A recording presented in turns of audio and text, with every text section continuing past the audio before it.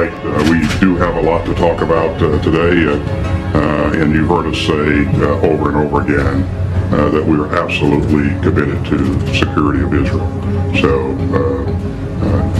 look forward to discussing a number of important topics, one of which you mentioned earlier. Ketegangan di perbatasan Gaza kembali memuncak dalam skenario yang memicu kekhawatiran internasional.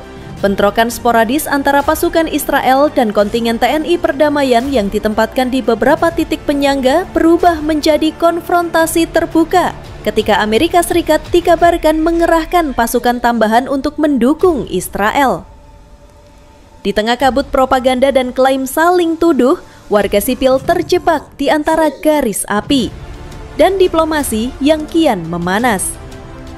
Bentrokan bermula dari insiden patroli malam yang berujung adu tembakan antara unsur-unsur tentara bayangan dan satuan penjaga perdamaian.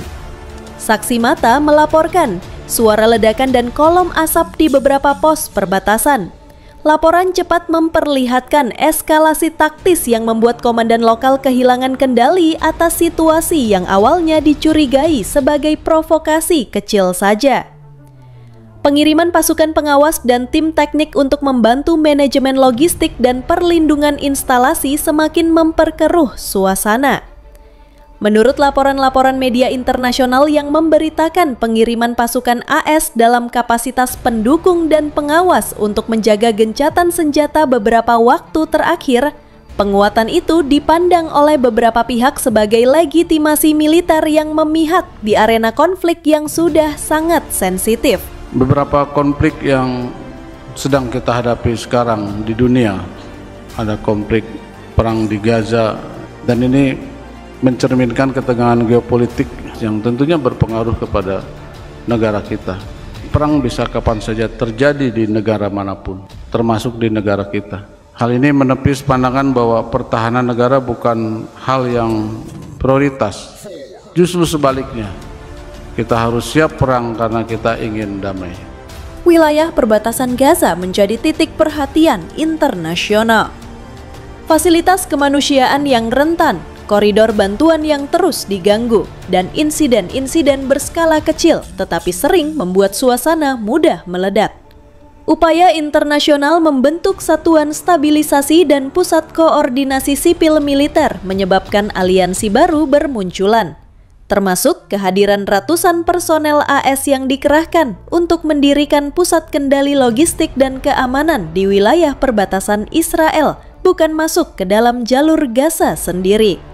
Kebijakan ini dimaksudkan untuk mengamankan aliran bantuan dan mencegah kekerasan besar-besaran, malah menimbulkan gesekan baru dengan kontingen-kontingen lain di lapangan. Ini menggambarkan momen ketika Komando Lapangan Amerika di bawah mandat sebagian besar logistik dan koordinasi melakukan langkah-langkah taktis yang dipandang oleh beberapa pemimpin lapangan TNI sebagai bergerak terlalu dekat dengan garis depan Israel. Ketegangan memuncak ketika patroli dan titik pemeriksaan yang diatur bersama mengalami insiden komunikasi salah interpretasi perintah, manuver kendaraan yang saling berpapasan, hingga perselisihan mengenai jalur bantuan. Di saat yang sama, Washington menegaskan bahwa pasukannya tidak memasuki Gaza sendiri, melainkan memfasilitasi mekanisme regional untuk menjaga stabilitas. Pernyataan itu menambah kompleksitas politik karena dikontraskan dengan kehadiran TNI yang ingin lebih menegaskan perlindungan kemanusiaan. Di sini merupakan perintah langsung dari Bapak Presiden Republik Indonesia yang disampaikan di mana Indonesia berperan aktif mendukung penyaluran bantuan kemanusiaan.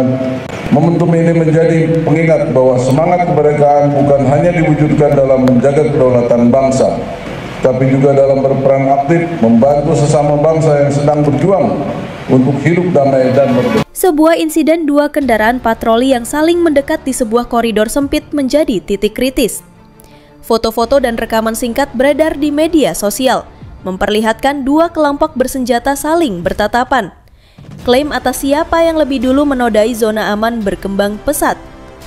Kedua kubu saling menyalahkan. Pihak yang satu menuding pihak lain melakukan provokasi, pihak lain menuduh melakukan pelanggaran mandat. Narasi saling tuding inilah yang mengakselerasi tarik ulur politik di meja-meja diplomasi. Semua berawal dari sebuah insiden kecil namun fatal. Satu konvoi patroli TNI yang sedang mengawal truk bantuan kemanusiaan dari Rafah menuju Khan Yunis dihentikan oleh pasukan IDF yang mendadak melakukan pemeriksaan sepihak.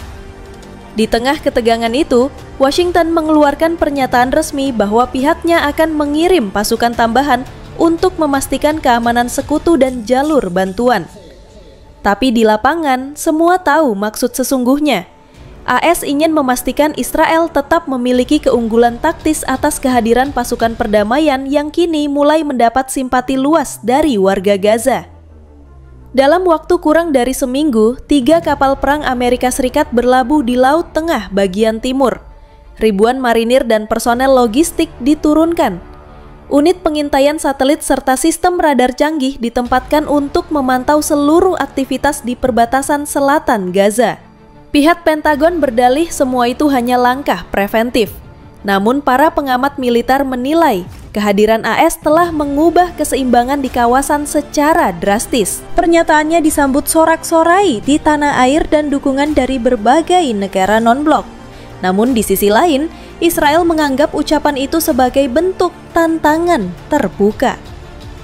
Hari demi hari, ketegangan meningkat. Setiap malam, lampu sorot di perbatasan menyoroti langit. Drone milik Israel dan AS beterbangan memantau posisi-posisi TNI yang menjaga zona netral.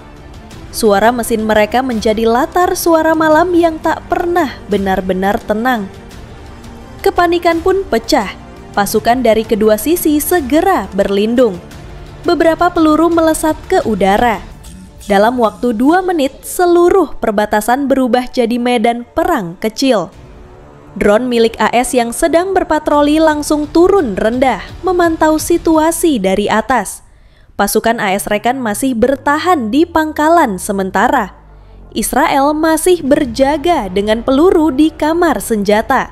Dan TNI perdamaian tetap menjaga pos mereka dengan kehormatan dan disiplin.